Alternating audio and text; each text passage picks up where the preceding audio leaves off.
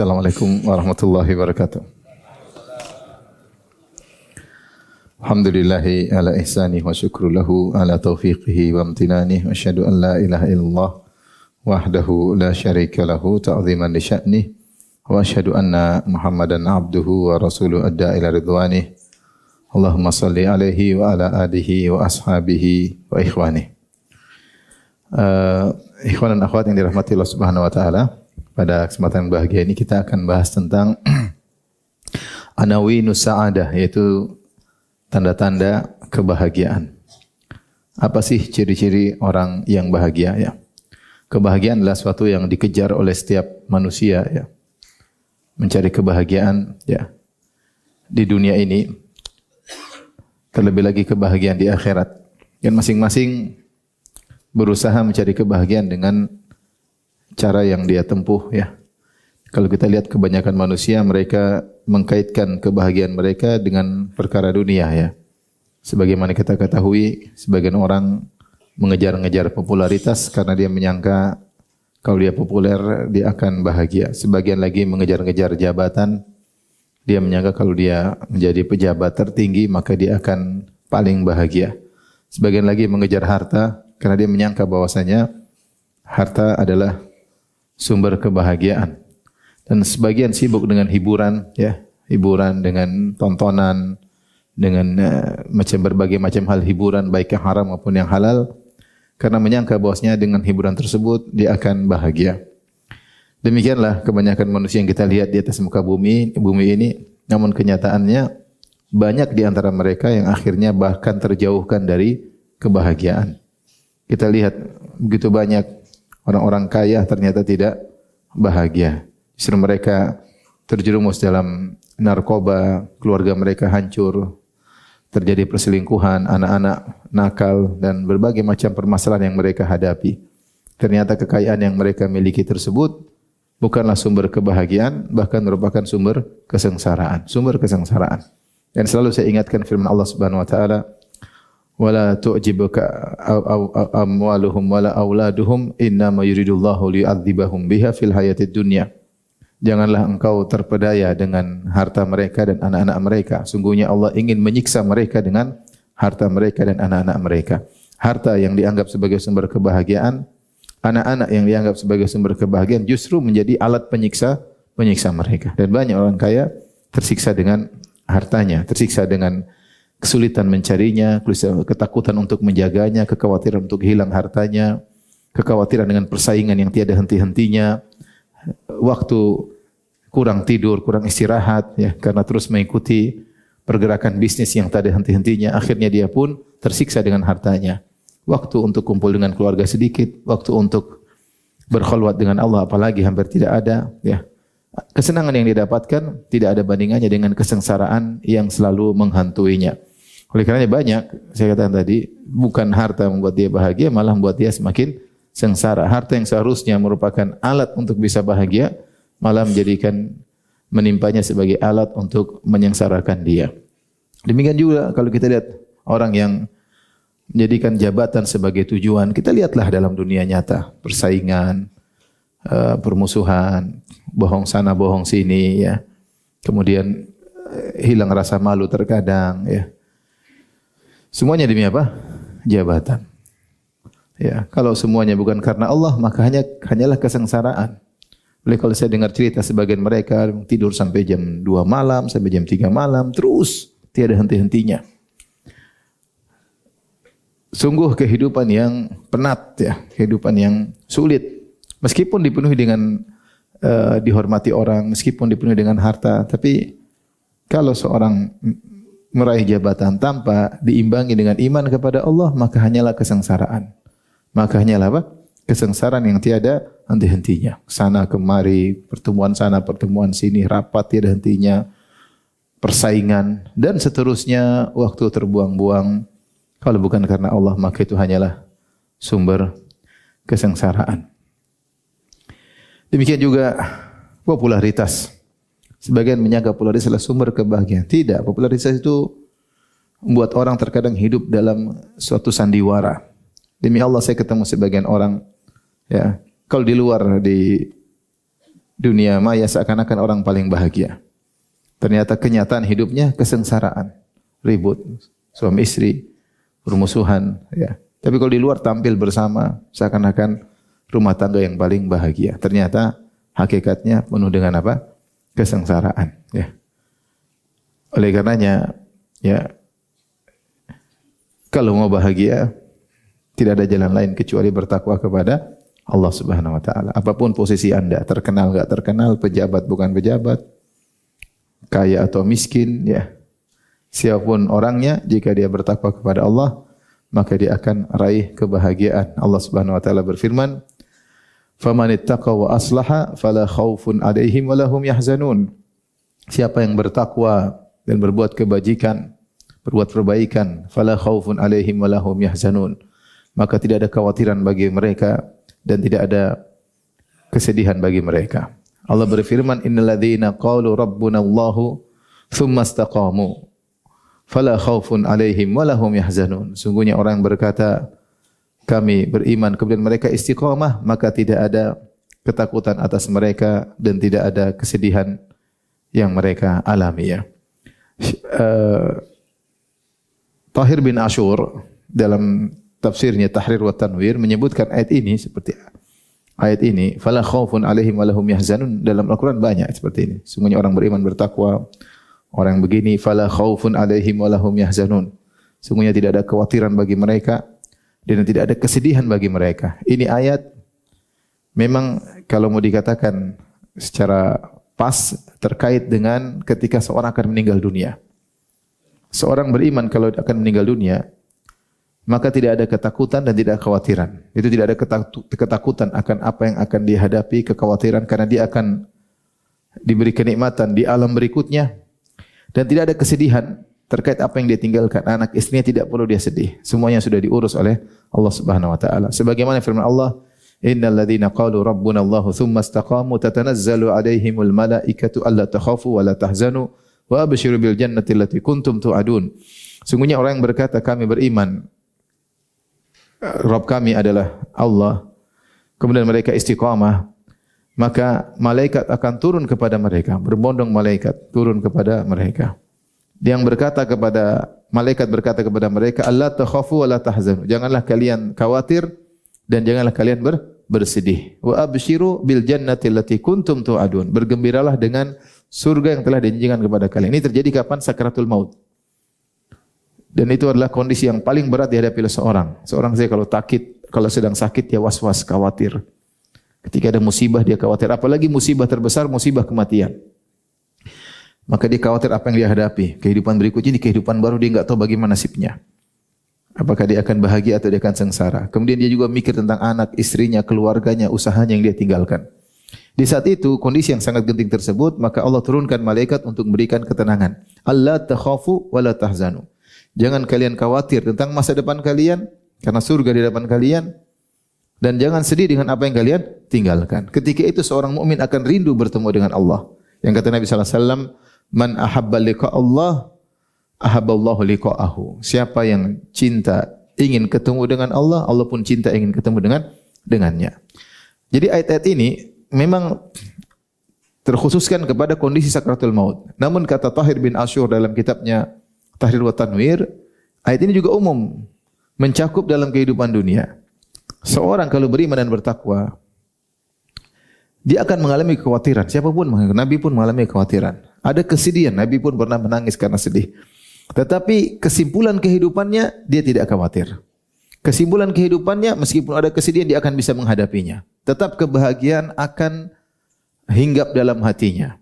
Karena Allah mengatakan, "Faman ittaqa wa aslaha," siapa yang bertakwa dan buat perbaikan, "fala khaufun 'alaihim wa lahum yahzanun." Tidak ada kekhawatiran bagi mereka dan tidak ada kesedihan bagi mereka. Maksudnya apa? Apapun yang mereka hadapi, kekhawatiran, ketakutan akan hilang. Akan sirna dengan ketakwaan yang mereka miliki. Kesedihan yang mungkin menimpanya karena ini, karena anu, akan sirna dengan ketakwaan yang dia miliki. Dan itu benar. Dan itu benar. Siapapun, kalau dia beriman kepada Allah, mungkin ada kekhawatiran. Menimpa siapa saja, tapi akan sirna kekhawatiran tersebut. Ketika dia bertakwa, Allah akan berikan ketenangan. Mungkin dia sedih, ada sesuatu yang dihadapi, mungkin inilah masalah dunia. Kesedihan tersebut akan sirna. Dengan syarat dia bertakwa kepada Allah Subhanahu wa taala. Maka mau tidak mau, orang ingin bahagia tidak ada jalan lain kecuali bertakwa kepada Allah Subhanahu wa taala, kecuali dekat dengan Allah Subhanahu wa taala. Kenapa? Karena kebahagiaan ada di tangan Allah Subhanahu wa taala. Allah berikan kebahagiaan siapa yang Allah kehendaki dan Allah cabut kebahagiaan dari siapa yang Allah kehendaki. Adapun mengkaitkan kebahagiaan dengan popularitas, dengan jabatan, dengan kekayaan, itu saja semuanya palsu. Palsu. Antum dikasih mata dan dikasih akal. Lihatlah bagaimana bisa dunia maya bisa lihat. Apakah mereka itu yang telah diberi popularitas, diberikan harta, diberikan kekayaan, jabatan, apakah hidup bahagia? Belum tentu. Kadang kita melihat kesengsaraan di dalam wajah mereka. Mereka tersenyum, senyum terpaksa. Dalam raut wajahnya penuh dengan apa? Penderitaan, kesengsaraan. Yang tiada henti-hentinya, persaingan, dan seterusnya tiada henti-hentinya. Antum alhamdulillah bisa ngaji, bisa baca Quran, bisa ngobrol sama istri, ngobrol sama anak, bisa jalan-jalan, alhamdulillah. Bisa puasa sunnah, bisa buka bareng, bisa sholat berjamaah. Nikmat luar biasa. Kebahagiaan yang dicari oleh banyak orang mereka tidak dapatkan. Mereka tidak dapatkan. Mereka mengejar kebahagiaan dalam harta, kebahagiaan semu. Sampai ada orang kaya ngomong sama orang yang sedang, kamu jangan seperti saya. Kamu jangan seperti apa? Saya. Kenapa? Dia waktunya habis. Waktunya habis. Untuk meraih kekayaan waktunya habis. Dan intinya rapat. Tiap hari tongkrongnya lihat saham naik turun. Pusing. Ngurusin anak buah, ngurusin ini, tagihan. Banyak. Enggak gampang. Kalau tidak disertai keimanan, itu harta buat dia tersiksa. Itu kekayaan buat dia tersiksa. Itu jabatan buat dia menderita. Itu popularitas bukan dia semakin apa? Tersiksa. Maka siapapun Anda, apapun kondisi Anda, kalau ingin bahagia tidak ada jalan lain. Bertakwa kepada Allah. Bangun salat malam, pagi salat duha, baca Al-Quran, zikir pagi petang, jalani aktivitas dunia sebagaimana yang lain menjalani aktivitas dunia. Mau jadi pejabat, mau jadi pegawai, jadi bos, jadi supir, jadi sales. Kebahagiaan adalah perkara yang bisa diraih oleh siapa saja. Tidak harus kaya, tidak harus terkenal, tidak harus. Yang penting bertakwa kepada Allah Subhanahu wa taala ya. Inilah hakikat kebahagiaan yang mudah telah dijelaskan gamblang panjang lebar oleh Allah dalam Al-Qur'an. Allah Subhanahu wa taala berfirman, "Man amila salihan min dzakarin aw unsa wa huwa mu'minun falanuhyiyannahu hayatan thayyibah wa lanajziyannahum ajrahum bi ahsanil ladzi kanu ya'malun." Kata Allah Subhanahu wa taala, siapa beramal soleh, laki-laki ataupun perempuan, wa huwa mu'min, dalam kondisi beriman, falanuhyiyannahu hayatan thayyibah, maka kami sungguh akan berikan kepadanya kehidupan yang menyenangkan, kehidupan yang bahagia. Kata sebagian ahli tafsir, Allah akan berikan kehidupan qanaah. Dia tenteram. Orang kalau sudah qanaah bahagia. Sudah puas. Puas dengan kondisi dia, puas dengan rumahnya, puas dengan keluarganya. Allah berikan dia qanaah. Situlah dengan syarat man amila salihan, beramal saleh dalam kondisi beriman kepada Allah Subhanahu wa taala. Allah sudah janji, falanuhyiyannahu hayatan thayyibah. Kami akan berikan dia kebahagiaan yang kehidupan yang penuh dengan kebahagiaan. Belum lagi di akhirat. Wala najziyannahum ajrahum bi ahsanil ladzi kanu ya'malun. Kami akan berikan balasan terbaik di akhirat. Di dunia dia bahagia sebelum akhirat. Orang mukmin pasti bahagia, enggak mungkin bahagia apapun musibah yang dihadapi. Siapa orang paling berat ujiannya? Nabi Muhammad sallallahu alaihi wasallam. Tidak ada hari, tidak ada waktu kecuali diuji. Dengan berbagai macam tantangan hidup, tantangan dakwah, tapi dia orang paling bahagia. Dia orang paling bahagia. Ibnu Taimiyah rahimahullahu taala, yang kalau kita baca sejarahnya tantangan hidup luar biasa, di penjara bolak-balik sampai meninggal di penjara. Dia yang berkata, inna fid dunya jannatan man lam yadkhulha lam yadkhul jannatal akhirah. Di dunia itu ada surga. Siapa yang tidak bisa masuk dunia surga dunia, dia tidak akan bisa masuk surga akhirat. Ibnu Taimiyah seakan berkata bahwasanya orang beriman pasti apa? Bahagia. Kalau antum tidak pernah bahagia di dunia, hati-hati. Jangan-jangan kau di akhirat tidak bahagia. Kalau kau tidak bahagia di dunia, hati-hati. Jangan kau tidak bahagia di akhirat. Bukan berarti bahagia itu enggak ada masalah. Itu enggak benar. Bukan berarti orang bahagia itu enggak ada problem. Para sahabat, para anbiya, mereka banyak problematika mereka hadapi. Orang-orang soleh punya problematika masing-masing. Tapi mereka bisa hadapi dengan apa? Kebahagiaan. Karena problematika kehidupan itu adalah tabiat kehidupan. Tidak ada kehidupan tanpa problematika. Enggak ada. Kalau mau hidup pasti ada problem. Makanya sebagian salaf mengatakan, ya, law alimal muluk wa abnaul muluk, ya, ma nahnu alaihi la jaladuna alaihi atau kama qalu. Para salaf mengatakan seandainya para raja dan para pangeran tahu tentang kebahagiaan yang kami rasakan, tentu mereka akan memerangi kami untuk mendapatkan kebahagiaan tersebut. Ini perkataan orang apa? Saleh. Mereka mengatakan kalau para raja dan para pangeran tahu tentang kebahagiaan yang kami rasakan, tentu mereka akan maksa untuk merebut kebahagiaan tersebut dari kami. Artinya apa? Bahagia itu tidak harus jadi raja, tidak harus jadi pangeran, tidak harus jadi pejabat, tidak harus orang kaya. Siapapun beriman, bertakwa, dia akan meraih kebahagiaan. Makanya saya sering bilang tadi, antum diberikan mata untuk melihat, diberikan otak untuk berpikir, lihatlah kenyataan. Antum lihat medsos, tapi jangan terlalu sering lihat. Maksudnya lihatlah betapa banyak berita ini, berita anu, berita ini, berita anu, berita ini, berita para pejabat lah, berita artis lah, berita orang kaya lah, berita inilah. Lihat, apakah kemudian antum ingin hidup seperti mereka? Enggak. Lebih nyaman orang beriman kepada Allah, bertakwa kepada Allah, bisa ngaji, bisa baca Quran, menikmati kehidupan, punya waktu luang untuk anak istri, punya waktu luang untuk orang tua, punya waktu luang ngobrol sama tetangga. Lebih nyaman seperti itu. Kemudian hati menjadi tentram. Ya. Ikhwan dan akhwat yang dirahmati Allah Subhanahu wa taala. Oleh karena siapa yang jauh dari Allah Subhanahu wa taala, maka dia akan sengsara. Kata Allah Subhanahu wa taala, "Wa man a'rada an dzikri fa inna lahu ma'isyatan dhanka." Siapa yang berpaling dari peringatanku, maka bagi dia kehidupan yang menyesakkan di dunia. Wa nahsyuruhu yaumal qiyamati a'ma, dan kami akan kumpulkan dia di padang mahsyar pada hari kiamat dalam kondisi buta. Allah mengatakan, "Wa man a'rada an dzikri fa inna lahu ma'isyatan dhanka."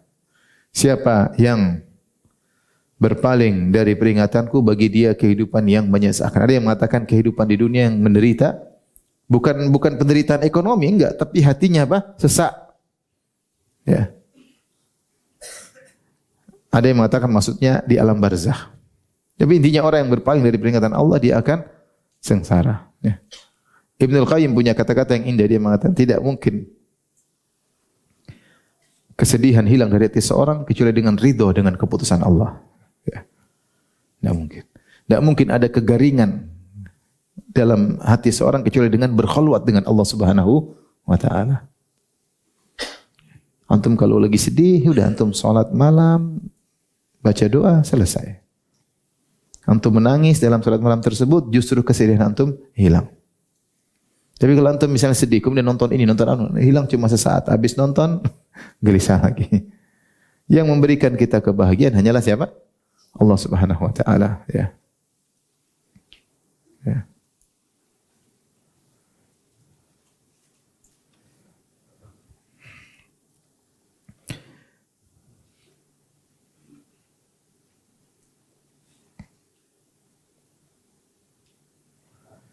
Dalam Al-Quran juga, sebagian ulama menafsirkan firman Allah Subhanahu wa taala, ya.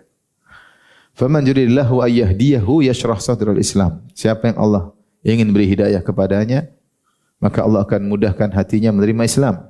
Wa man yurid an yudhillahu yaj'al sadrahu dayiqan harajan ka'annama yas'adu fis sama', ya. Kata Allah Subhanahu wa taala, dan siapa yang ingin Allah kehendaki kesesatannya, niscaya Allah menjadikan dadanya sesak lagi sempit, seakan-akan dia sedang mendaki ke langit, mendaki ke gunung. Orang kalau mendaki gunung, oksigen semakin berkurang, itu tidak? Hatinya semakin apa? Sesak. Orang lihat dari bawah, lihat seakan-akan dia lapangan terbuka, seakan-akan dia bebas merdeka, padahal semakin apa? Sesak. Itu gambaran, sebagian ulama mengatakan, itulah gambaran orang-orang kafir. Kalau orang yang lihat mereka, seakan nyaman hidupnya, ketawa ke TV yang disko sana, disko sini, kemudian joget sana, joget sini, makan sana, makan sini. Tapi sungguhnya hati mereka apa? Sengsara. Mereka sengsara. Orang yang beriman, kita lihat dia mungkin sederhana, tapi dia beriman ke masjid, hatinya bahagia. Hatinya bahagia. Oleh karenanya tidak ada cara lain agar bahagia kecuali dengan bertakwa kepada Allah Subhanahu wa taala. Tidak usah banyak teori untuk bisa bahagia, praktekkan saja ya. Praktekkan, yang penting salat 5 waktu, ada waktu zikir pagi petang, ada waktu baca Al-Qur'an, ada waktu salat duha, ada waktu salat malam, ikut pengajian, jalani ada kehidupan dunia semua menjalankan. Ya, hari ini alhamdulillah kau bisa makan sebagaimana mereka bisa makan. Kau bisa tidur sebagaimana mereka juga bisa tidur ya. Bahkan kau bisa jadi tidur di luar daripada mereka.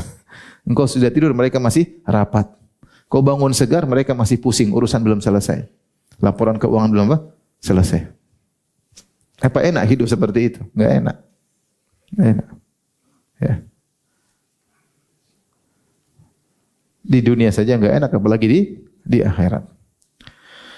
Taib, adapun pembahasan kita tentang anawinus sahada, tanda-tanda kebahagiaan. Kita akan bacakan perkataan para salaf tentang tanda-tanda kebahagiaan yang semuanya sebenarnya kembali kepada takwa. Semuanya kembali kepada takwa, cuma praktek takwa itu mungkin berbeda-beda penjelasan para ulama. Saya akan bacakan satu-satu. Contohnya seperti tanda-tanda kebahagiaan, kata Ibnu Mas'ud radhiyallahu anhu, min amaratis sa'adah an yushghilahu aibuhu an uyubin nas. Di antara tanda-tanda kebahagiaan adalah seorang tersibukkan dengan aibnya sendiri daripada tersibukkan dengan aib orang lain. Aib dirinya, kekurangan dirinya, menyibukkan dirinya untuk perbaikinya sehingga dia tidak sempat sibuk dengan aib orang lain. Maka kalau antum melihat ada orang suka sibuk dengan aib orang lain, itu orang tidak bahagia. Ketahuilah dia tidak bahagia. Pertama tidak bahagia, sibuk, kepo, pingin tahu sana, hati dia terpenuhi dengan kekurangan-kekurangan orang. Kemudian kejengkelan dalam hatinya. Kemudian komentar, jadi bagian itu di hati kan? Di hati. Ketika database kita salah masukkan, database aib banyak orang, kita akan menderita. Ngelihat sana, ngelihat sini, jengkel sana, jengkel sini, komentar sana, komentar sini. Ya. Ada orang suka kepo dengan aib orang, sibuk dengan aib orang, komentar dengan aib orang, ketahuilah dia tidak bahagia. Orang bahagia itu dia punya kekurangan banyak, dia tahu dia perbaiki dirinya, dia tahu dia masih suka riya, dia tahu dia masih suka ujub, dia tahu dia suka sering merendahkan orang lain, kalau memandang orang dengan pandangan rendah. Dia sadar, dia selalu ngecek dirinya.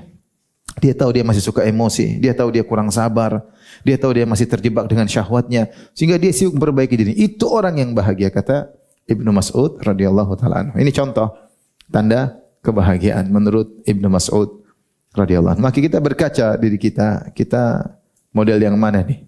Sibuk dengan aib orang atau sibuk dengan aib sendiri? Di antara ciri orang bahagia, kalau diceritain tentang aib orang, dia enggak mau dengar. Udahlah. Kamu nasihati langsung lah, ngapain diceritain ke saya? Kalau antum ingin bahagia, enggak usah dengar. Kalau antum sengaja dengar, antum hanya menyiksa diri sendiri. Ngapain? Timbul jengkel, suudzon sama orang, ketemu orang suudzon, sudah seorang merendahkan. Enggak usah lah. Kamu bilang sama dia, kamu kalau pingin, kau nasihati itu kan saudaramu sama mukmin, saudara. Ngapain cerita ke saya? Ngapain cerita ke saya? Makanya di antara pekerjaan ustadz yang tidak mengenakan mendengar kejelekan orang lain. Iya, saya tidak mendengar tapi harus dengar. Karena orang terkadang cari solusi, saya sendiri malas dengar. Tapi saya harus apa? Dengar. Terkadang datang ke rumah, kemudian curhat. Akhirnya saya tahu aib apa orang yang harusnya saya tidak tahu, saya pun harus tahu. Dan itu tidak menyenangkan, tidak mengenakan. Ya, kalau saya tidak tahu lebih baik. Ya, tapi terkadang saya harus tahu ya. Ada orang pernah datang ke rumah. Ustadz ini tahu cerita ini tentang ustadz yang lain. Saya bilang saya enggak mau dengar. Ustadz itu kan versi di medsos. Di medsos pun saya enggak dengar. Ustadz dengar dulu versi saya. Saya enggak mau dengar versi kamu. Udah saya enggak mau dengar. Saya enggak mau dengar. Kenapa saya harus dengar? Saya juga tidak bisa nasihat ustadz tersebut. Ngapain? Oleh karenanya, kalau ingin bahagia, bertakwa. Di antara ketakwaan adalah sibuk dengan aib sendiri, tidak sibuk dengan aib orang lain. Kalau kebutuhan Allah membuat antum melihat tahu aib orang, nasihati orang tersebut ya. Orang tersebut. Contoh lagi perkataan misalnya perkataan Ibn Taimiyah rahimahullah taala.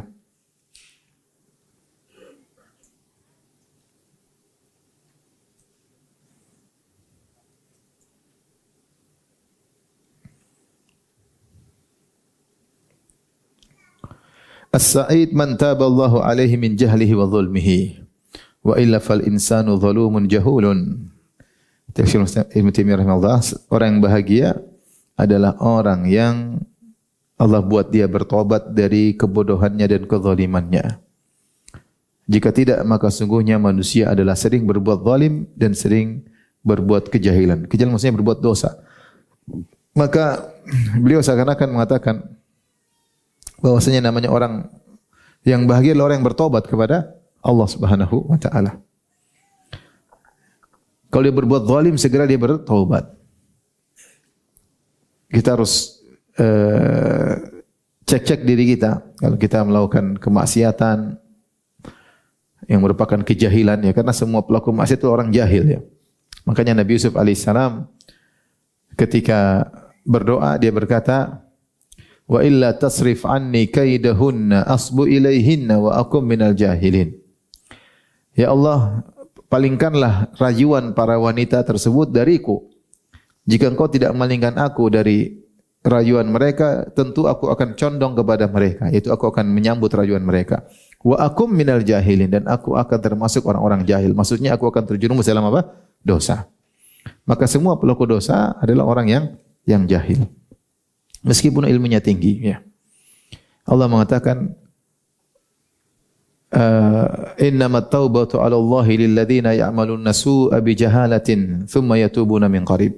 Kata Allah Subhanahu wa taala, sungguhnya taubat itu Allah berikan kepada orang-orang yang melakukan dosa bijahalah, dengan kebodohan. Melakukan dosa dan kebodohan itu bukan berarti tidak tahu hukumnya, tidak, tapi pelaku dosa pasti orang bodoh. Kenapa pelaku dosa orang bodoh? Karena ketika dia berdosa, dia ditawan oleh syahwatnya, dikunci oleh emosinya, dikuasai oleh egoisnya sehingga dia pun melakukan maksiat. Sungguhnya dia sedang bodoh. Bodoh bahwasanya dia telah mendepankan syahwatnya dengan mengorbankan nikmat akhirat. Setiap maksiat yang dilakukan mengorbankan nikmat yang harusnya dia dapat di akhirat. Setiap maksiat yang dia lakukan mengorbankan, menumbalkan nikmat yang harusnya dia dapatkan di akhirat dengan nikmat yang luar biasa. Semakin banyak maksiat dia lakukan, semakin banyak nikmat yang akan gugur. Kalaupun dia masuk surga, nikmat tersebut akan hilang darinya. Maka orang tersebut jahil pada hakikatnya. Seorang yang kemudian mengedepankan syahwatnya, kemudian memandang yang haram, menonton yang haram, ingin nonton film-film yang di situ terlihat aurat wanita yang terbuka.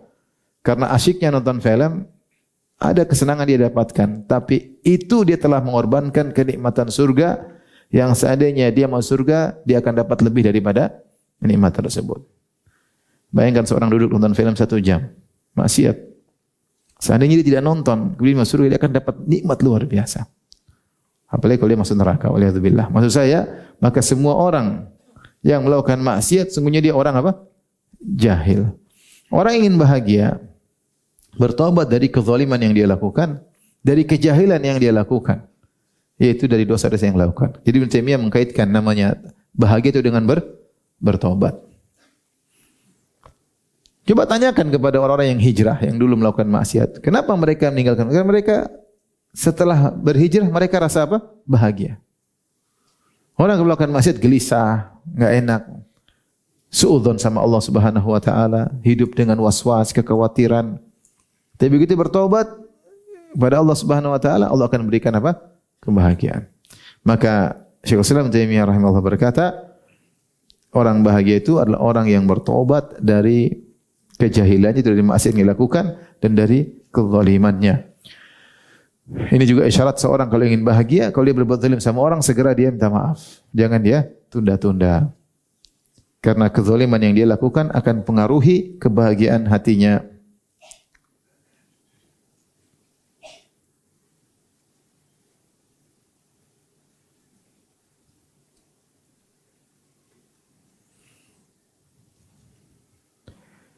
Demikian juga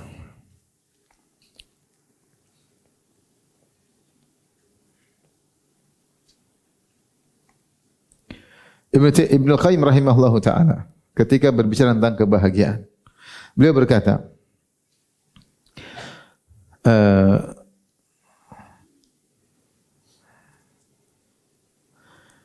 kata beliau, "Hadhil mahabbatu hiya unwanu sa'adah." Al-mahabbatul mahmudah, rasa cinta yang dipuji, yaitu allati tajlibu li sahibiha ma yanfa'u fi dunya wa akhiratihi. Yaitu kecintaan yang mendatangkan bagi pencintanya manfaat bagi dunianya maupun akhirat. Yaitu kecintaan yang dipuji oleh Allah, kecintaan yang menyebabkan dia mendapatkan manfaat dunia dan akhirat. Wa hadhil mahabbah hiya unwanus sa'adah, dan rasa cinta ini adalah tanda kebahagiaan. Wa a'dhamu anwa'il mahabbah al-mahmudah, dan cinta, jenis cinta yang terpuji yang paling besar adalah mahabbatullahi wahdahu, mencintai Allah semata, wa mahabbatu ma ahabba, dan mencintai apa yang dicintai oleh Allah Subhanahu wa taala. Wa hadhil mahabbah hiya aslus sa'adati wa ra'suha, dan cinta ini adalah landasan dari segala kebahagiaan dan adalah puncak dari segala kebahagiaan. Ibnu Qayyim rahimahullah taala menyatakan sebab utama kebahagiaan adalah cinta kepada Allah Subhanahu wa taala. Adalah landasan segala kebahagiaan dan puncak segala kebahagiaan adalah cinta kepada Allah. Beliau juga berkata, a'dhamu sa'adatil abdi, kebahagiaan paling agung dimiliki oleh seorang hamba yaitu tafrigu qalbihi luhabbillah, dia fokuskan hatinya untuk cinta kepada Allah Subhanahu wa taala. Ini kelihatannya sepele, tapi benar ini adalah puncak kebahagiaan. Makanya Ibnu Qayyim rahimahullah punya perhatian khusus tentang penjelasan terhadap nama-nama Allah dan sifat-sifat Allah. Sampai ditulis risalah doktora 3 jilid oleh seorang syekh namanya Al-Walid Al-Ali. Dia nulis 3 jilid tentang pembahasan Ibnu Taimiyah tentang nama-nama dan sifat-sifat Allah Subhanahu wa taala. Kita kalau ingin bahagia, berusaha untuk mencintai Allah Subhanahu wa taala. Bagaimana cara mencintai Allah Subhanahu wa taala? Di antaranya yang paling cepat adalah mempelajari nama-nama dan sifat-sifatnya. Kita kenali Allah. Sebagaimana perkataan pepatah, tak kenal maka tak sayang. Maka sisihkan waktu untuk mengenal Allah Subhanahu wa taala. Allah telah memperkenalkan dirinya dalam Al-Qur'an melalui nama-namanya, melalui sifat-sifatnya, melalui aturan-aturan alamnya, melalui syariatnya. Allah kenalkan dirinya agar kita semakin cinta kepada Allah Subhanahu wa taala. Masalahnya Allah perkenalkan dirinya namun kita tidak berusaha mengenali Allah Subhanahu wa taala.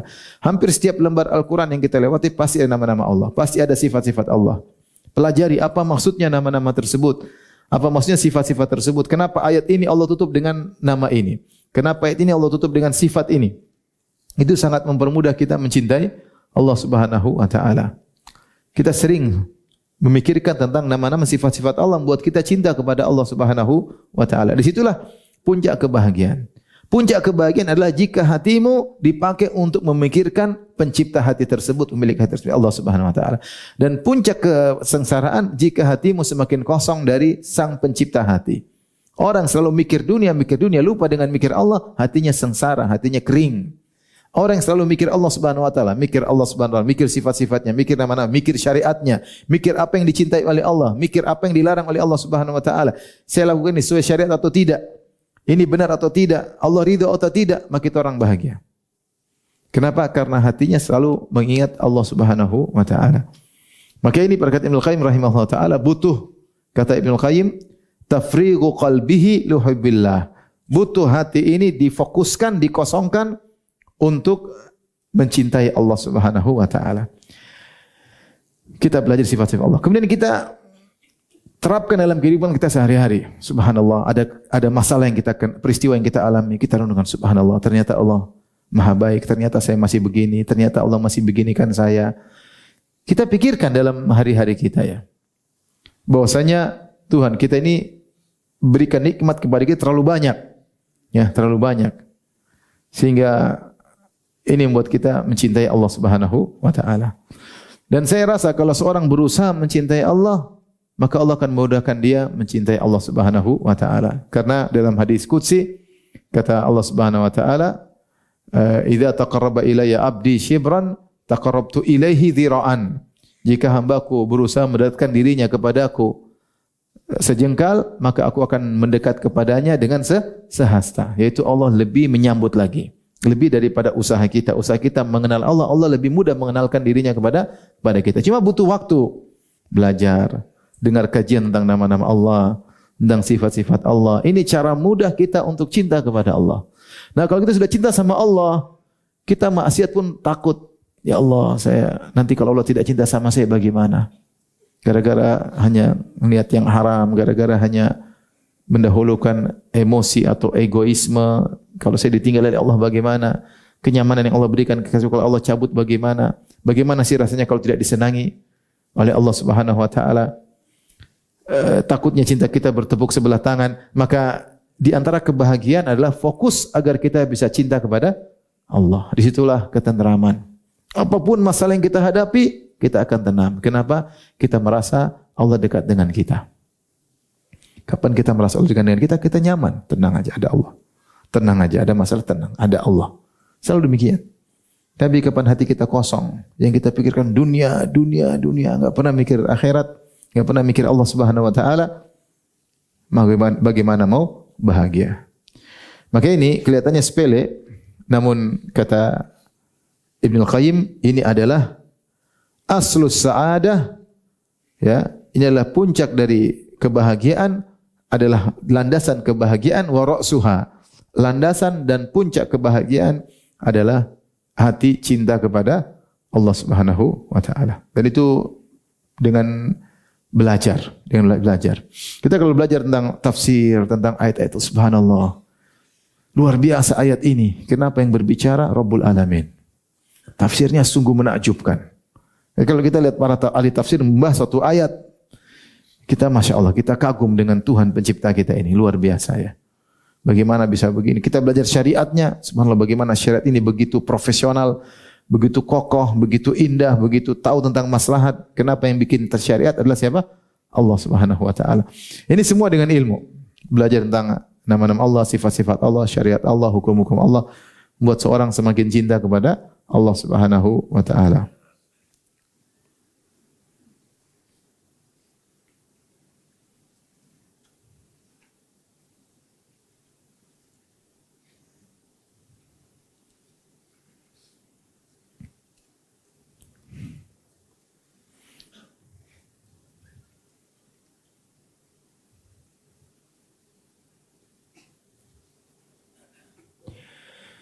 Di antaranya puncak kebahagiaan juga. Ini kelanjutan dari mencintai Allah Subhanahu wa taala. Kata Ibnu Qayyim rahimahullah taala, "A'dhamu sa'adatil 'abdi tafriqu lisanihi li dzikrihi."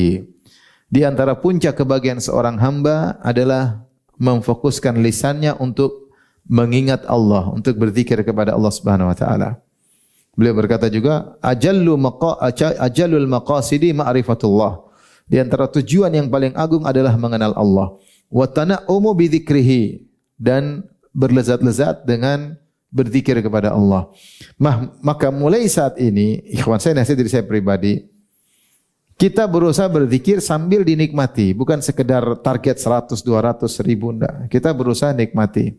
Jadi kalau kita zikir pagi petang, rata-rata isinya doa. Zikir jangan asal sekedar kita baca, tapi kita nikmati zikir tersebut. Ya.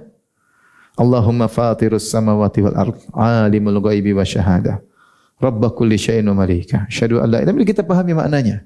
Itu doa. Maka akan merasakan kebahagiaan ketika kita berzikir dengan bukan mengejar target sekedar baca aplikasi, baca tenang. Baca satu, nikmati, baca artinya. Doa yang kedua baca. Kata Ibnu Qayyim, di antara puncak kebahagiaan adalah bertanaum, berlezat-lezat dengan mengingat Allah Subhanahu wa taala. Baca Quran bukan target 1 juz, setengah juz, baca dengan nyaman, kita baca santai, kita lakukan ya. Lakukan agar kita baca dengan apa? Nikmat ya. Kita baca tengah malam, kita kalau ngantuk ya kita berhenti ya. Jadi kita bukan berusaha target, tapi makanya kata Ibnu Mas'ud, kifu inda ajaibihi. Jangan jadikan tujuanmu sebagai target, tapi berhentilah pada keajaiban Al-Quran. Baca pelan-pelan. Masalahnya antum tidak bisa bahasa Arab, itu masalahnya. Masalah besar. Tapi kan ada terjemahan, baca terjemahan, ada baca tafsir, ada. Itu download aja apa Quran Tadabbur. Situ antum bisa baca terjemahan. Disitulah nikmat. Karena di antara zikir terbaik adalah baca Al-Quran. Zikir terbaik adalah baca Al-Quran. Antum kalau baca berita aja bisa serius. Bisa serius enggak? Apalagi berita politik. Bacanya serius enggak? Bukan cuma serius, bahkan bisa komentari. Bahkan bisa nyalah-nyalakan. Padahal enggak pernah jadi politikus. Tiba-tiba bisa menganalisa gini. Sekolah aja enggak pernah jadi politikus, sekarang jadi pakar politikus ya. Kenapa ketika baca Quran kita enggak serius? Ini masalahnya. Sehingga kebahagiaan lambat masuk dalam diri kita. Kalau kita baca tentram, wadduha wal laili idza saja, kenapa Allah bersumpah dengan ini? Sambil kita nikmati. Ya, kita baca terjemahnya maksimal. Kita baca tafsirnya sedikit. Tafsir singkat aja. Ada kebahagiaan yang kita dapatkan. Kita ingin tahu apa sih yang Allah omongkan, apa sih, baca terus. Ya. Jadi mau dapat kebahagiaan, berlezat-lezat wa tana'umu bi dzikrihi. Berlezat dengan zikir. Kalau habis salat, zikir pelan-pelan. Subhanallah, subhanallah. Sambil kita hayati makna subhanallah. Pelajari apa makna subhanallah. Alhamdulillah apa maknanya? Allahu akbar apa maknanya? La ilaha illallah la syarika la lahul mulku wal hamdu wa la kulli syai'in qadir. La ilaha illallah wahda. Wa la na'budu illa iyyah. Mukhlis lahuddin. Kita berusaha nikmati zikir tersebut. Tengah jalan jangan lupa astaghfirullah, subhanallah, alhamdulillah, wa la ilaha illallah, Allahu akbar. Berlezat-lezat untuk mengingat Allah Subhanahu wa taala. Ya. Ini adalah sebab kebahagiaan. Antum dapati orang sering mengingat Allah itu banyak. Bisa dengan lisan tadi, bisa dengan membicarakan syariatnya, bisa dengan baca Qur'annya. Ini semua adalah bentuk zikir kepada Allah. Ini adalah tanda kebahagiaan. Antum dapati orang tidak pernah baca Quran, yakinlah dia orang sengsara. Jadi sengsara. Gimana mau hatinya mau bahagia? Mau hatinya kering. Wa man a'rada an dzikri fa inna lahu ma'isyatan dhanka. Kata Allah, siapa yang berpaling dari peringatanku, maka bagi dia kehidupan yang menyesakkan. Maka saya ingatkan sama antum, kita ini sekarang ngaji ini juga zikir. Karena bicara tentang syariat Allah Subhanahu wa taala. Allah menamakan ilmu dengan zikir. Contohnya fas'alu ahla dzikri in kuntum la ta'lamun. Tanyakanlah kepada ahlu zikir kalau kalian tidak mengerti. Maksudnya ahlul ilmi. Allah menamakan zikir dengan apa? Ilmu dengan zikir. Seperti Allah juga Subhanahu wa taala ya ayyuhalladzina amanu idza nudiya sholati min yaumil jum'ati fas'au ila dzikrillah. Jika telah dikumandangkan azan Jumat, maka bersegeralah menuju zikrullah, maksudnya mendengar khutbah Jumat. Tetapi seperti ini tidak cukup. Antum harus ada kesendirian baca Quran sendiri. Harus ada kesendirian zikir. Tidak usah lama-lama. Yang penting ada satu hari antum baca Al-Quran. Kalau bisa lama lebih enak, kalau enggak ya sebisanya. Baca Al-Quran dengan tentram, dengan nyaman, itulah sebab kebahagiaan. Datang sebagian salaf disebutkan sebagai, kalau dia menghadapi masalah, dia banyak baca Quran. Dia mencari keberkahan apa? Al-Quran. Semakin dia banyak keterkenal Al-Quran, semakin sedikit masalah yang dia hadapi. Antum sisihkan waktu untuk mengingat Allah, gimana Allah tidak tolong antum? Antum sisihkan waktu untuk mengingat Allah, gimana Allah tidak tolong antum? Sisihkan waktu. Alhamdulillah, sebenarnya banyak waktu baca Quran. Antum di pesawat bisa baca Al-Quran. Antum naik kendaraan kalau dibonceng bisa baca Al-Quran. Ya. Kalau enggak antum bisa dengar tilawah Al-Quran. Ya. Intinya ada waktu. Jangan sok sibuk ya. Jangan sok sibuk. Apa yang mau disibukkan ya? Istri juga cuma satu, mau sok sibuk. Ada waktu pasti. Jangan sok sibuk ya. Anak juga cuma berapa kan, mau sok sibuk ya. Bisnis juga enggak kaya-kaya banget, sok sibuk. Ada teman memimpin 11 perusahaan. Pun bisa ngaji, pun bisa baca Quran. Antum berapa perusahaan antum pimpin? Tidak ada pimpin, semua anak buah. 3 perusahaan jadi anak buah semua. Jadi maksudnya kita ini terkadang sok sibuk. Padahal waktu itu ada. Waktu untuk baca berita politik aja ada. Kenapa enggak waktu untuk baca berita akhirat tidak ada? Harusnya ada. Ngaji ada waktu. Kita baca Quran sini juga harus ada waktu. Tapi dibacanya bukan baca asal baca. Quran sebab datang rahmat. Ya. Kita mendengar saja, la'allakum turhamun, dapat rahmat. Bagaimana kalau kita langsung baca? Rahmat Allah kalau sudah turun kebahagiaan. Cuma cara bacanya bagaimana itu masalahnya. Bukan sekedar target atau justru enggak, baca serius. baca ayat, nikmati, kifu inda ajaibihi, kata Ibnu Mas'ud. Berhentilah pada keajaiban Al-Quran. Ayat ini maksudnya apa sih? Ayat ini maksudnya apa? Ini Tuhan kasih kita surat. Al-Quran kan surat-surat dari Al-Quran, firman Allah. Dikirim buat siapa? Buat kita. Allah kirim lewat Muhammad SAW, Jibril Muhammad untuk kita. Surat dari sang pencipta kita untuk kita. Yang kirim yang pencipta kita. Misalnya kalau bos punya anak buah nih, buat kamu. Anak buah ini, bos kirim ini, ada apa ini? Dia akan serius berusaha memahami. Nah kita yang ciptakan kita, kasih kita Quran, buku kebahagiaan, nah kita tidak baca. Kalau baca sekedar baca, tidak berusaha memahami. Ya. Maka ini yang perlu diperhatikan, baca Al-Quran. Kata Ibnul Qayyim, wa ajallul maqasidi ma'rifatullah. Ya. Setinggi-tinggi ketujuanlah mengenal Allah, wa tana'umu bidzikrihi. Dan bernikmat-nikmat dalam berzikir kepadanya, wa hadza ajallu sa'adatid dunya wal akhirah. Ini adalah puncak kebahagiaan dunia dan akhirat. Oleh karenanya di akhirat, di surga nanti tidak ada ibadah, tidak lagi salat, tidak ada puasa. Surga puasa problem. Di surga ada puasa sunnah enggak? Udah enggak ada. Ada salat sunnah enggak? Udah enggak ada. Tapi zikir masih. Zikir masih. Ahlu surga yulhamuna tasbih wa takbir. Ahlu surga, penduduk surga, mereka diilhamkan sehingga kalau mereka berbicara sering subhanallah. Kenapa? Karena itu ibadah yang mendatangkan kelezatan. Sehingga itu ibadah yang tetap berjalan ketika di surga. Karena dalam mengingat Allah ada kelezatan. Itu di dunia kita ingat Allah sudah ada kebahagiaan, belum lagi kalau ingat Allah di akhirat. Makanya puncak kenikmatan adalah melihat wajah Allah Subhanahu wa taala. Bukan sekedar mengingat, melihat langsung. Kata para ulama dalam hadis bahwasanya jika sudah terlihat wajah Allah, semua kenikmatan yang lain terlupakan. Itulah puncak dari kelezatan. Maka di antara doa Nabi, wa as'aluka ladzatan nadhari ila wajhikal karim. Aku mohon kepada engkau kelezatan mandang wajahmu yang mulia ya Allah. Jadi ibadah zikir ini harus kita nikmati. Gimana caranya? Nikmati zikir tersebut. Jangan buru-buru. Kalau kita bilang subhanallah, kita maknai subhanallah ya Allah maha suci engkau. Orang-orang banyak bilang kau punya anak, miliaran manusia bilang kau punya anak, maha suci engkau ya Allah.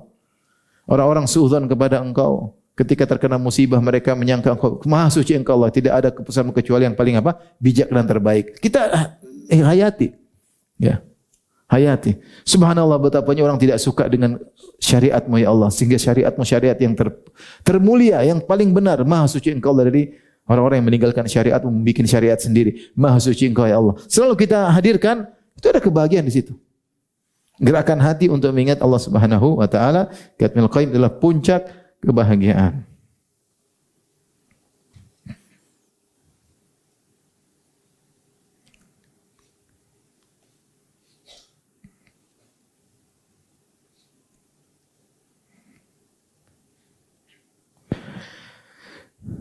Syekh Muhammad bin Abdul Wahhab rahimahullahu taala berkata dalam satu bukunya, dalam risalahnya, beliau berkata, as'alullahal karim rabbal arsyil azim an yatawallaka fid dunya wal akhirah.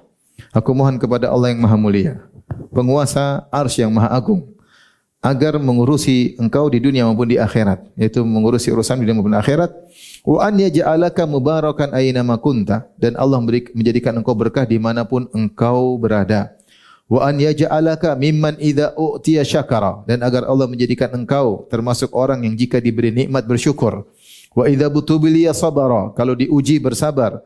Wa idza adnaba istaghfara, kalau berdosa istighfar. Fa inna haula'i tsalatsa unwanus sa'adah, karena tiga perkara ini adalah tanda kebahagiaan. Ini yang menjadi judul pengajian kita hari ini. Apa tiga tanda apa? Kebahagiaan. Tanda-tanda tadi banyak. Cuman hanya saja Syekh Muhammad Wahab rahimahullah menyebutkan tiga tanda kebahagiaan yang penting, yaitu idza u'tiya syakara, kalau diberi kenikmatan bersyukur, wa idza ubtuliya sabara, kalau diberi ujian bersabar, wa idza adnaba istighfar, kalau berdosa maka beristighfar. Dan ini subhanallah khulasah intisari dari sikap hidup manusia. Kita di dunia ini cuma tidak keluar dari tiga ini. Entah dapat nikmat, entah diuji, paham? Entah dalam ketaatan atau dalam kemaksiatan. Siapa yang bisa mengalami, menyikapi pernak-pernik kehidupan dunia roda perputaran kehidupan dengan 3 cara ini, maka dia orang yang bahagia. Karena kita di dunia ini kalau bukan dapat nikmat sedang diuji. Kalau tidak dalam ketaatan sedang bermaksiat. Tidak ada kemungkinan yang lain. Maka siapa? Kata dia, wa an yaj'alaka, semoga Allah menjadikan engkau mimman idza u'tiya syakara, termasuk orang-orang yang jika diberi kenikmatan bersyukur. Wa idza butuliya sabara, kalau diberi ujian maka bersabar. Wa idza adnaba, jika berdosa istighfar, maka istighfar kepada Allah. Fa inna dhahaula'i thalatha, sungguhnya 3 perkara ini unwanus sa'adah, tanda kebahagiaan. Lihat diri kita, kalau dapat nikmat bersyukur enggak? Jadilah kita orang yang sering merenungkan banyak nikmat yang Allah berikan kepada kita. Kalau kita buat list tentang kenikmatan yang Allah berikan dengan list kesulitan yang kita hadapi, maka list kesulitan tidak ada apa-apanya.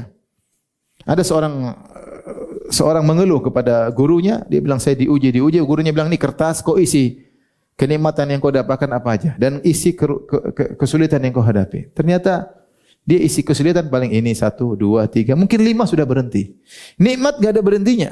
Wa in ta'uddu nikmatallahi la tuhsuha. Kalau kalian hitung nikmat Allah, kau tidak akan bisa menghitungnya, akan berhenti. Terus sabar. Ya. Dapat kenikmatan bersyukur. Ya. Kata Allah tentang Nabi Ibrahim, syakiran li an'umih. Di antara sifat Nabi Ibrahim, suka bersyukur dengan nikmat-nikmat yang Allah berikan kepadanya. Kata Asy-Syaukani dalam Fathul Qadir, an'um adalah jam'ul qillah, sigat jam'ul qillah, jamak yang menunjukkan sedikit, kurang dari 10. Isyarat bahwasanya Ibrahim alaihissalam dia tidak hanya bersyukur pada perkara-perkara besar, bahkan perkara-perkara kecil pun dia syukuri. Dia syukuri. Kita ini terkadang baru bersyukur naik pangkat baru bersyukur. Padahal banyak nikmat yang kita rasakan tiap hari. Nikmat kesehatan, alhamdulillah. Nikmat bisa ngaji, alhamdulillah. Ya. Nikmat istri ada, anak-anak ada, alhamdulillah. Banyak orang jomblo, kasihan. Penderitaan tidak punya istri. Banyak orang menikah enggak punya anak, kasihan, mikir terus gimana punya anak, berobat sana berobat sini, kasihan atau tidak? Ente udah punya anak. Kira anak kita mungkin ke sana kemari loncat sana, alhamdulillah. Banyak orang yang pingin punya anak. Ente punya anak nakal-nakal dikit bersyukur. Ya. Banyak orang pingin punya anak enggak bisa punya anak. Ente punya istri ngomel-ngomel dikit syukuri. Banyak orang yang tidak ada istrinya ngomel karena tidak punya istri. Ngomel itu suatu konsekuensi logis dalam rumah tangga. Namanya istri pasti ngomel. Kecuali Khadijah. Khadijah mana ada lagi zaman sekarang. Khadijah Bekasi mungkin. Tanya ibu-ibu, kenapa ibu tidak seperti Khadijah? Kata dia, karena suamiku bukan Muhammad sallallahu alaihi wasallam. Repot. Jadi syukuri aja, nikmat banyak kalau kita mau syukuri, banyak sekali. Ya. Jadi dapat nikmat syukur. Nabi Ibrahim alaihissalam dapat nikmat ataupun mudah bersyukur. Dan itu juga disebutkan tentang Nabi Nuh. Innahu kana abdan syakura. Allah mengatakan sungguhnya Nuh adalah hamba yang pandai bersyukur. Kalau antum baca buku tafsir disebutkan, para ulama tafsir menyatakan, Nuh alaihissalam kalau dipakai baju, dia memuji Allah, alhamdulillah yang berikan aku baju. Kalau Allah berkehendak, aku tidak punya baju. Kalau dia makan, dia bilang alhamdulillah yang telah berikan aku makan. Kalau Allah berkehendak, aku dijadikan lapar oleh Allah. Kalau dia minum, dia puji Allah. Kalau dia pakai sendal, alhamdulillah saya punya sendal. Kalau tidak, Allah berkehendak untuk saya berjalan tanpa sendal. Untuk naik kendaraan, alhamdulillah punya kendaraan. Banyak orang tidak punya apa? Kendaraan. Dia mensyukuri setiap nikmat yang dia rasakan. Subhanallah, Nuh alaihissalam. Makanya Allah sebutkan, innahu kana abdan syakura. Syakura itu senantiasa. Syakur. Sighah mubalaghah. Ya. Syakur, senantiasa bersyukur. Ya. Oleh karenanya, kalau ingin bahagia, suka bersyukur. Pikir yang nyaman-nyaman, jangan pikir yang negatif. Ya. Makanya ketika Nabi Ibrahim, kita cerita tentang kisah 2 istri Nabi Ismail. Nabi Ismail pertama kali nikah dengan seorang wanita. Ibrahim alaihissalam kemudian datang jenguk, dia tanya sama, mana Ismail? Ismail lagi pergi. Kata istrinya yang pertama, kharaja yabtaghi lana, sedang cari berburu. Di Mekah itu berburu. Kemudian Ibrahim alaihissalam bertanya, bagaimana kehidupan kalian? Maka istrinya mengeluh, nahnu fi syiddah, nahnu fi dhiq, kami dalam kondisi sulit, susah kehidupan kami. Dia ngeluh. Maka Ibrahim berkata, kalau Ismail datang kirim salam kepadanya dan bilang ganti injakan pintu atau batal bab. Kenapa ini galang injakan pintu itu suka ngomel.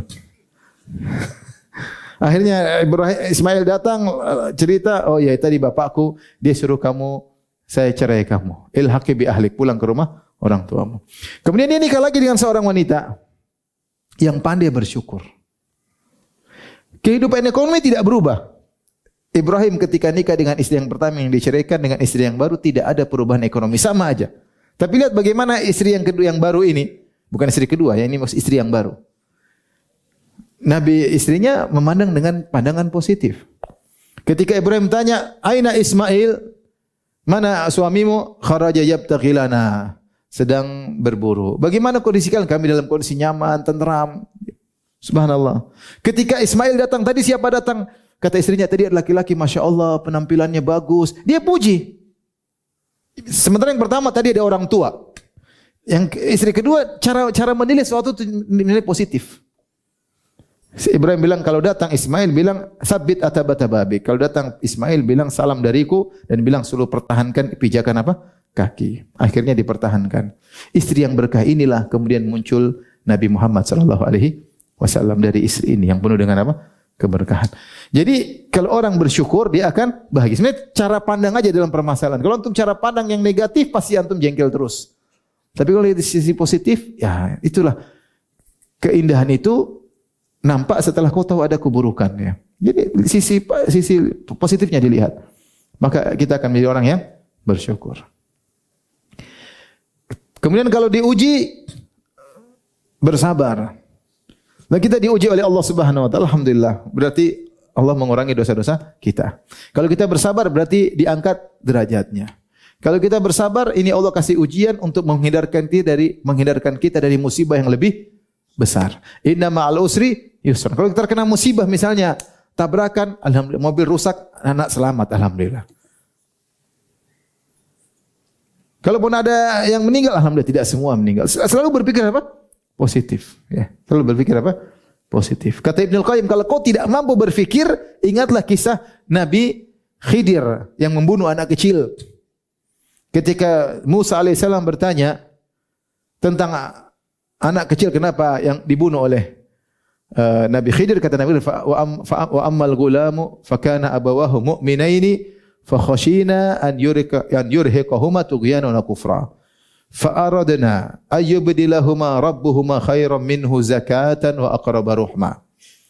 Adapun anak kecil yang saya bunuh tersebut, anak ini kalau dibiarkan hidup, dia akan menjerumuskan orang tuanya ke dalam kekufuran, dalam kezaliman.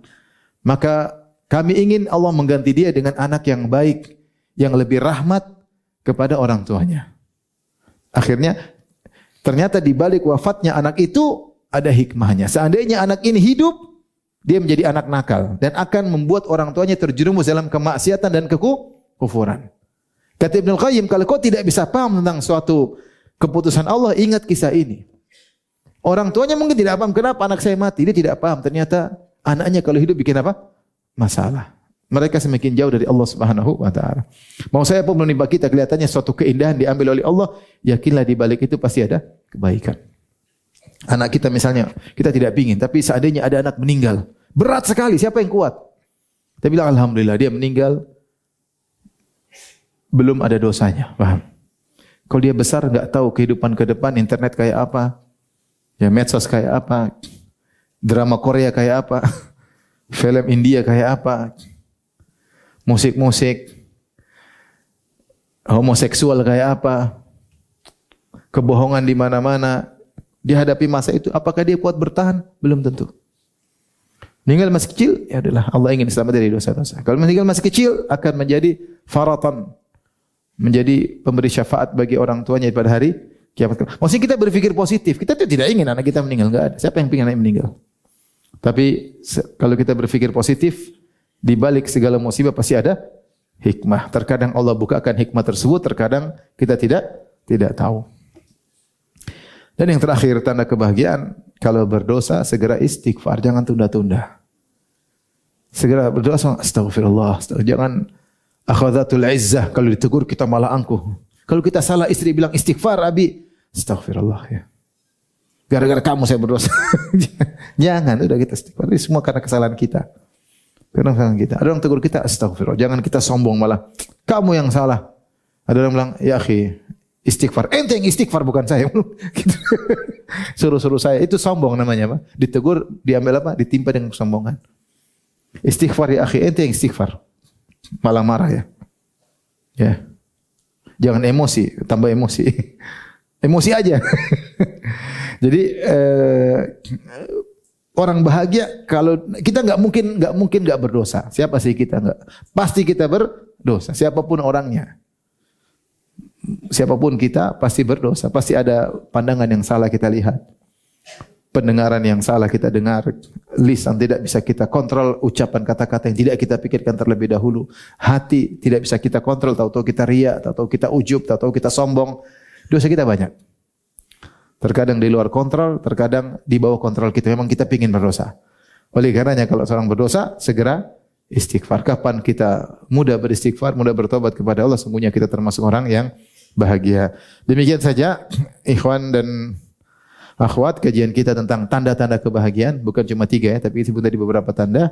Sekedar sampel dari para ulama tentang tanda-tanda kebahagiaan. Semoga Allah menjadikan kita semua adalah orang-orang yang bahagia. Baik, kalau ada yang bertanya saya persilahkan.